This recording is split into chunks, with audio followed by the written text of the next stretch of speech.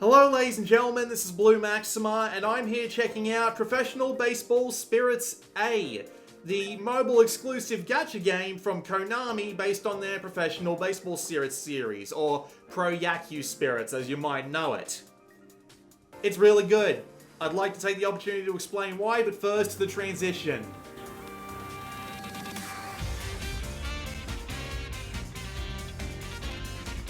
I love the soundtrack, I love the transitions, I love everything about this game's soundtrack. The jazzy vibe just works perfectly. And the one thing that really surprised me about it is that the soundtrack actually gets an update year over year. They replace the entire thing when the new baseball season starts in Japan, which is like, it's a minor detail, but I can't help but appreciate it. I can imagine it helps keep things fresh year after year, because this game has been out for something like 4 years at this point, and it's still in like the top 100 earners in Japan. If you want to know how I got it from a site called APK Pure, because you can't get it in the United States or Australia or Europe or anything like that. It's exclusive, but it's not that hard to get around, and it doesn't really throw up that much of a fuss if you just grab the APK from somewhere else. I haven't even had to update the APK in something like a month, which is nice. I've been playing this game for 2 months. And that's like a month longer than any other like mobile gacha game than I have ever played. And I just kind of wanted to explore as to why I'm in this sort of position. Why this game seems to have a stranglehold on me. And I've outlined 5 rough points that I think help this win over pretty much any other game that I've played so far. Start with point 1, I suppose. The gameplay is rock solid, because it's based on the Pro Yaku Spirits series of games, and if there's anything I like about the Pro Yaku Spirits games, or the Power Pros games, which have relatively similar gameplay but a more arcadey bent, it's the gameplay, because it manages to be so simple, but so deep at the same time, and they've basically just ported those systems wholesale to the mobile platform. The controls, of course, have been simplified. You can use just a basic timing-based single tap on the screen to swing, but the majority of this video footage, you'll be seeing me using basically just the power cursor swing, where I have to tap my finger down, move it around to aim, and then release it to swing. But it's so incredibly natural that I find myself just doing it almost absent-mindedly these days after 2 months of practice. But it's so well put together that it's still got a ton of depth in the meantime. And it is really enjoyable to just swing a ball and hear that crack as it goes flying for the outer wall for the home run or the grand slam. And it helps that the game's got a lot of customizability. You got tons of options available to you, including the obvious stuff like how fast the fielders move, because you don't actually have any direct control over the fielders in this. You might have control over them in like an event or something, but right now it's mainly just the pitching and the batting you'll be seeing in the main gameplay. You have control over how fast the fielders move. So do you want to watch them go, or do you want to speed them up and let them go as fast as humanly possible? Nice touch. There's also ones like being able to have all of your team's people in the same uniform, or have them in the uniforms of the teams that they're actually on, because if you're not spending thousands of dollars to immediately get all your team's players in S ranks, you're not going to be getting every single player of your favorite team onto your team. So I really appreciate having the option to do either or there. I've clearly chosen to do all the guys wear the same uniform option, because I like the Dina Bay Stars. I don't know why, I just picked them and went, and apparently they've been doing really well recently. They won their bloody league last year, if I interpreted the comment that someone left earlier on. But still, gameplay, rock solid, runs at 60 frames a second, pretty much no problem, and it isn't even that bad on the battery.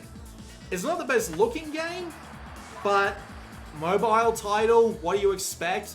The look itself does the job just fine, and I run this on a Pixel 4 XL, and it looks fine, runs great. I don't really have a particular problem with the way that it handles on at least this phone, but I will admit that my phone is pretty much top tier and can pretty much crush anything. You will probably want a decently powerful phone to play this, especially if you want to be pretty good at it, because that 60 frames a second will really affect how good your pitching and your batting are. But nevertheless, rock solid gameplay, not a problem with it whatsoever. It's also helped out by the stat play, because the stat play in these games can be really confusing, but Pro Speed A, I'm going to call it Pro Speed A because that's what the shortened version of it is, does a really good job at slipstreaming it, making it really easy to understand to the point where I, a guy who can't read any Japanese whatsoever, was able to figure it out after a tiny little bit of Googling. So here's the drill. You've got your regular players that go ranks S, A, B, C, D.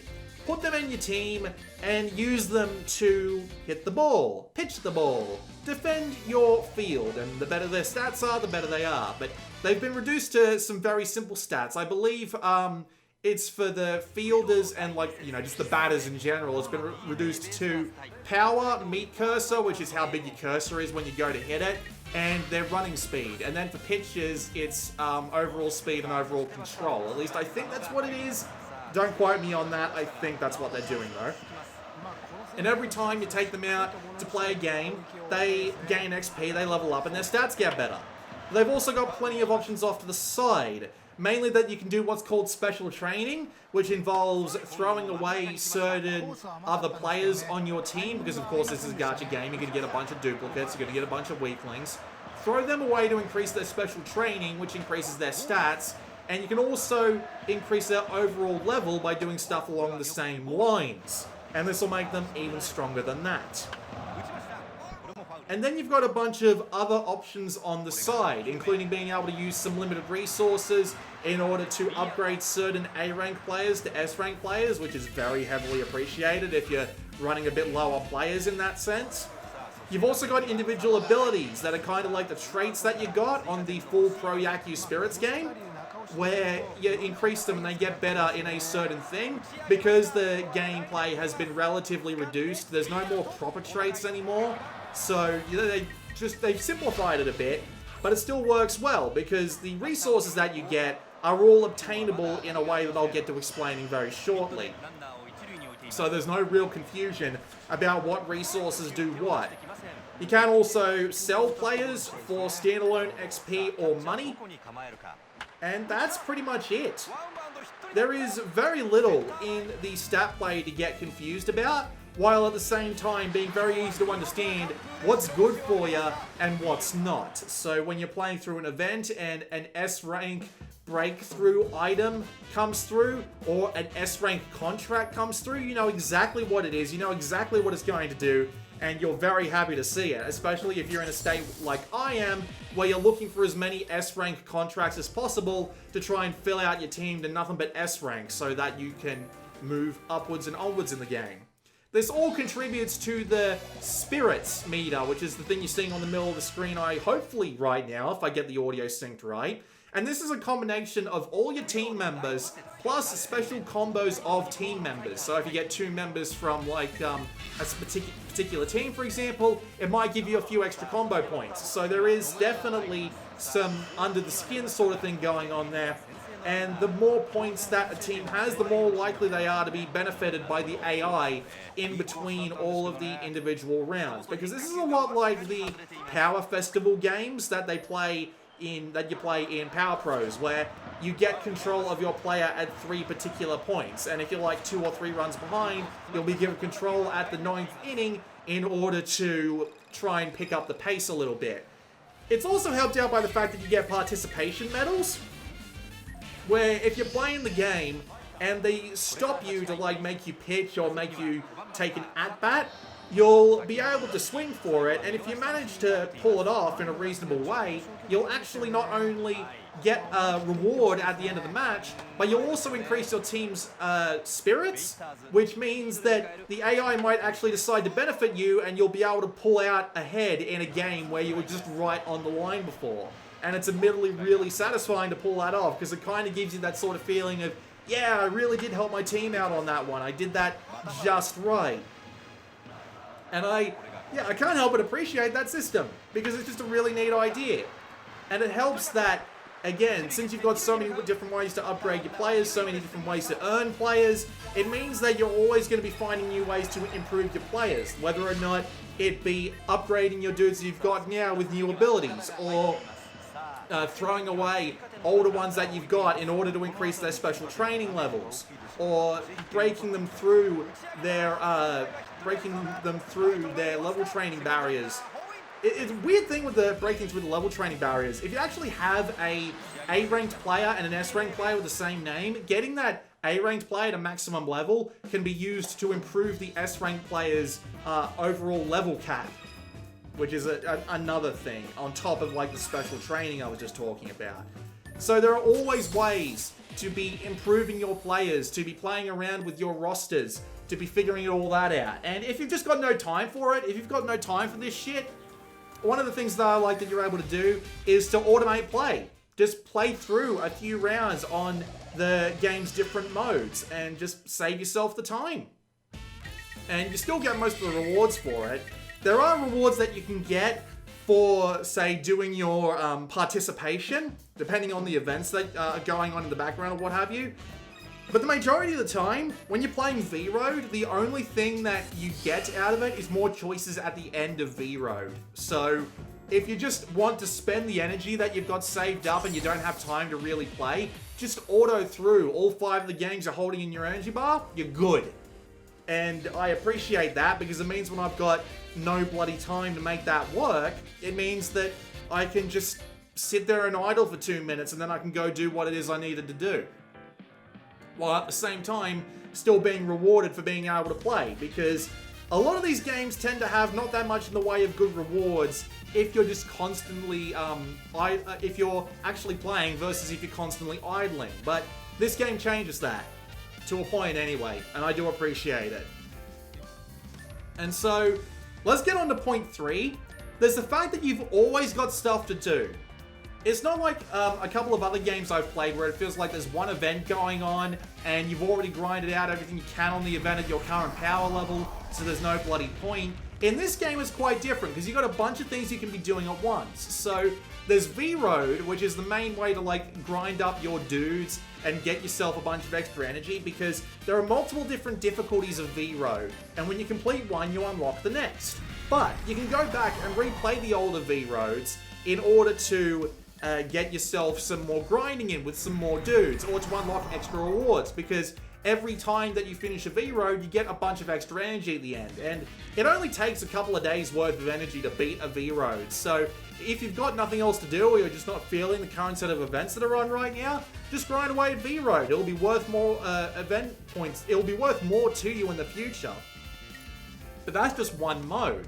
And it's worth noting that mode is also quite deep, because not only can you attack the latest V-Road difficulty level in order to upgrade your best dudes, you can also swap it out for a secondary team of, say, B-level players, grind through V-Road on a lower difficulty with them, and then you get those dudes leveled up, and you can use them to power up your big team. And you still get rewards, because all of the difficulty levels of V-Road have unique rewards every time that you go through and beat them. So it doesn't feel wasted. It doesn't feel like you're just grinding all missions and getting nothing out of them, which is good stuff. And that's just one mode.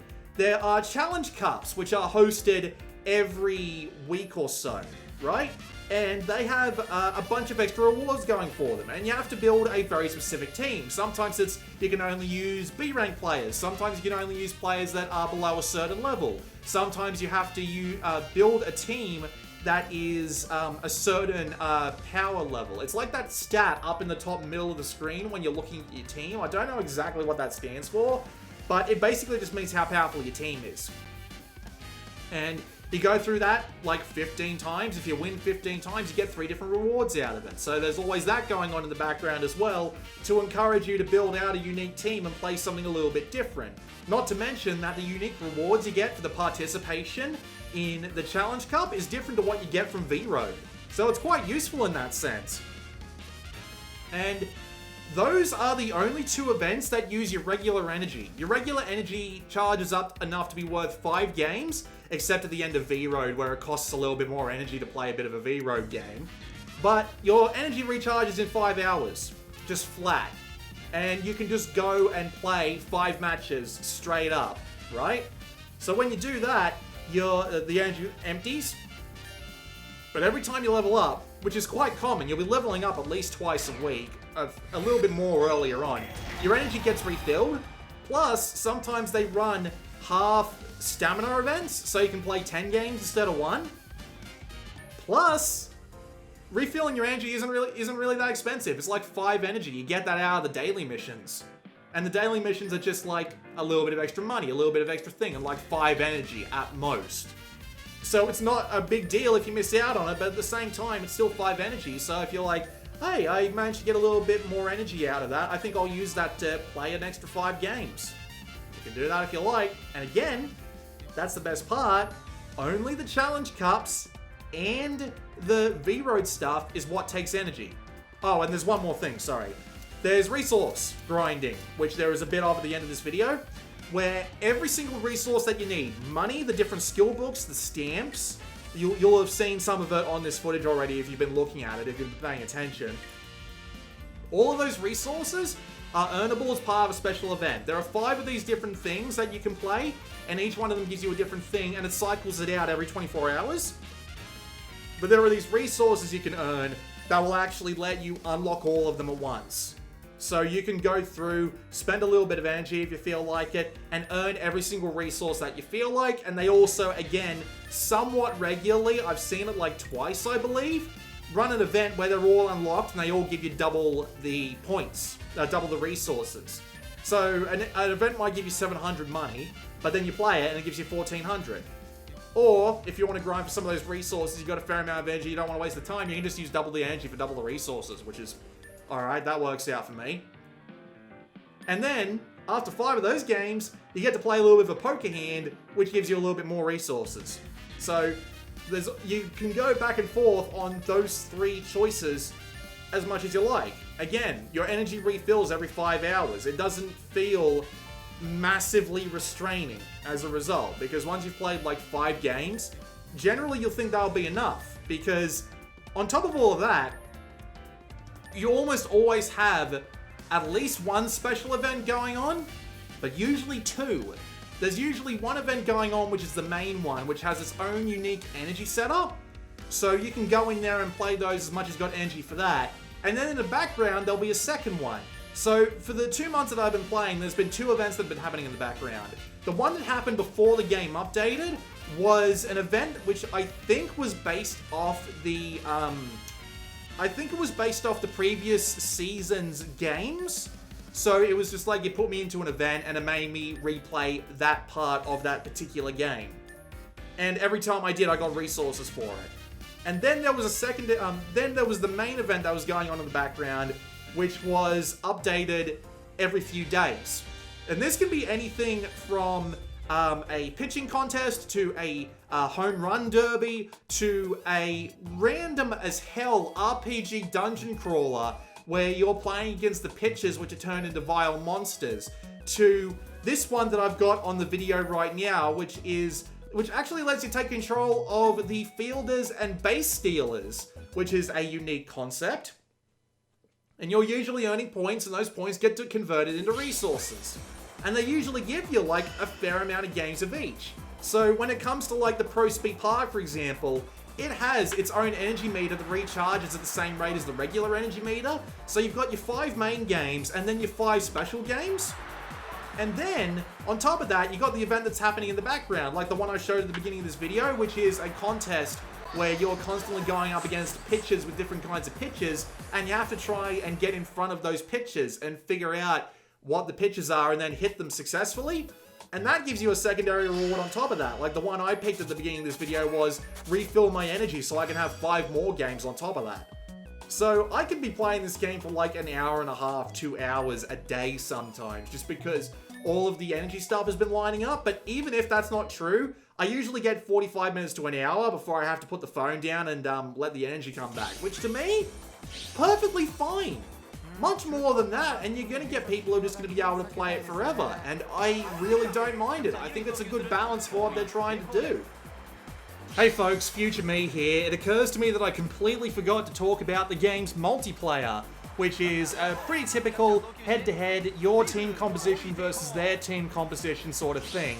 You go for 3 innings, And the third inning, if no one's pulled ahead by the end of the second inning, usually starts with people already on base to make scoring that last run just that little bit easier. So the matches are nice and short, and they have their own casual matches all the time. You can also do matches with people on your friends list, just casually all the time. And then there's also some special challenge events that are on that will force you to build specific teams and have their own unique ladders to climb with their own rewards available, etc, etc, etc. It's pretty basic. The one downside for it for me is that the netcode seems to be based off the console, Spirits, and Power Pros games, where it feels like you're playing in slow motion and they're playing in fast motion most of the time, just because of the way the networking seems to work, which is always a bit disappointing to me because it means they get an advantage, and I've never been particularly good at the games to begin with. But there isn't a particular upside to this. The multiplayer mode, no stamina. It's not tied to event stamina, it's not tied to the regular stamina. You can play it as many times as you want and you're always earning points. So if you want to grind your way up to the top of the reward chain on nothing but losses, you can do that. It'll take you a while, but you can do that. Anyway, back to the video. And on top of that, the gacha elements are the fairest of any of these games that I've played. I legitimately don't feel like I'm being screwed over by anything. There is one thing you do need to keep an eye out for, and that is that sometimes the S-rank stuff that you're being given, sometimes the gachas you're being given don't guarantee you S-rank stuff. Save your gacha buys for when the S-rank stuff is confirmed. There's actually this great strategy wiki that I've been following that tells you exactly what it is, thanks to Google's built-in translate for their browser. And I use that to determine whether or not a gacha is worth buying. I've been following their advice pretty much every single time, and I haven't gone wrong yet. And as a result, I've got a good stack of energy, I've got half my players being S-rank players, and I'm just slowly but surely working my way up. And the events that I've been talking about, some of them are a little bit, like, over the top with how many points you need to earn. Like, this Pro Speed Park one isn't particularly great. You need to earn, like, 1.5 million points in half a week, and I've barely managed to reach 250,000, right? But the reward relatively down the chain where I'm up to is the best reward you can get. After a certain point, it just starts repeating the rewards. Meanwhile, you've got other events that come in. Like there was this roulette hitter one, for example, which I only needed to use something like 20 energy and just frequently visit the game in order to get the maximum out of. And it gave me, like, not only did it give me like 100 energy back as a result of getting that far up. I got a bunch of gold, I got a bunch of scout points, I got a bunch of dudes, and at the very end was an S-rank contract, which is worth way more than 20 energy. I tell you that much. It was so worth it. And every single event that has a thing that valuable at the end has always been relatively easy to get to the end of. I never feel like I've been screwed out of a particular, like, S-rank contract or an S-rank breakthrough item because I just didn't have the ability to get to it. I did.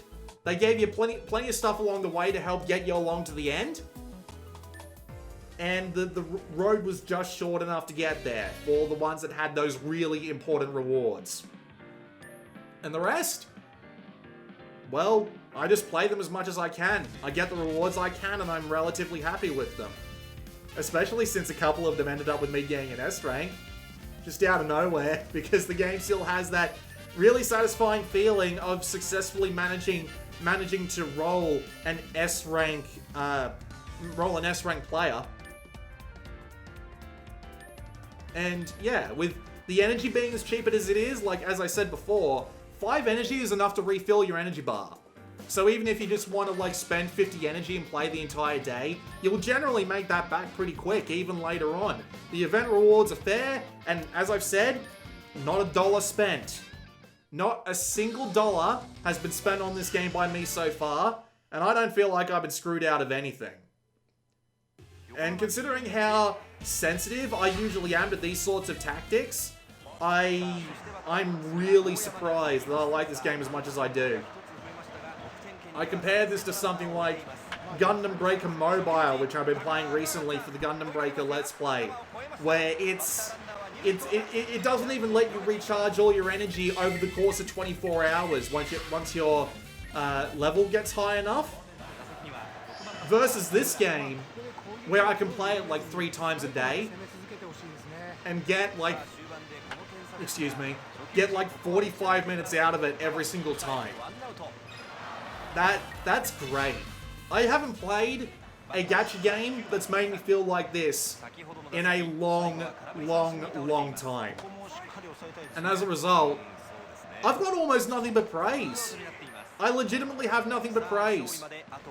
What is it about the good mobile games that are always hidden away, being really hard to get? But yeah, if you have an Android phone, there is a website called APK Pure. They host the Pro Yaku Spirits game, although you might have to look for its Japanese title in order to actually get it. But I enjoy the hell out of it. I like the gameplay is great. The stat play is not confusing. You're able to get through it without needing to know any Japanese, really. The events are always happening, are always something interesting, and aren't absolutely over the top with pay-to-win bullshit. I will say that some of them feel really tough to get through to the point where it's probably unfair for free-to-play players. But at the same time, there's always going to be another event around the corner, and there is a decent chance that you will be able to get to the end of that event with all of the good stuff in it. So I'm not really going to call it out for that, because again, I've been playing this for 2 months, and I've only come across like 2 or 3 events which have really been, I don't think I'd be able to get to the end of that without dropping a ton on energy. But still, the absolute majority I've played of it so far is fine when it comes to that aspect. You've always got stuff to do, whether it be playing the Challenge Cup, grinding up dudes on V-Road, farming for resources, going through one of the 2 events. And again, with the fact that some of those events will usually get you like more energy or more money or a gift or something else in the background, and having the other events have their own unique energy pools or just not have an energy pool at all. In the case of the secondary background events that I was talking about, which tend to go on over the course of an entire month, it means that you've always got something to be doing and it's always going to be something interesting. And the gacha events are probably, the gacha in everything that this game has got to do with it is pretty fair. Just don't buy anything that doesn't guarantee an S-rank player and save your energy for the rest, or for just a little bit of stamina farming if you need it for a particularly tough event, and you'll be golden. And you can just enjoy the gameplay, enjoy building up your team over the course of time, and you get a really good playing game with some great presentation, a few surprises around the corner, and some really satisfying ball play. Someone's going to take that out of context. But I still enjoy the hell out of Professional Baseball Spirits A, Pro Yaku Spirits A, the Pro Yaku Spirits mobile game, and this was developed by Konami. I feel less screwed by this game than I did Metal Gear Solid 5 and the way that it handled base building. I don't understand how this works. Does Japan just not like to put up with this shit as much? Is this game just inherently more fair for some reason? I don't get it. I don't get it. Have I not hit the wall yet? I've played a bunch of other mobile games, whether they be just gacha games like this one, or Archero clones, or games that just have this traditional stamina, energy, random drop system. And all of them have felt like they've put me up against the wall and put me in a chokehold at some point. Give me your money or you're not continuing, bitch. But this has just been fun all the time. And I don't understand. I don't know if I've just become a normie. I don't know if I've just done something wrong. Did someone put me on drugs? Do I just secretly get injected in my veins every time I start up this one on my phone? I don't know. But again, if you can get your hands on it, wholeheartedly recommended. Really fun to play. And it's also left me with a really annoying choice, because Professional Baseball Spirits 2021 Grand Slam is coming for the Nintendo Switch, and you have a choice of 2 pre-order rewards. A bunch of stuff that helps you along in the Switch game, or an S-rank contract for this one. And I am legitimately having trouble deciding which one I would rather go with. With that said, this has been Blue Maxima. I'll see you all next time.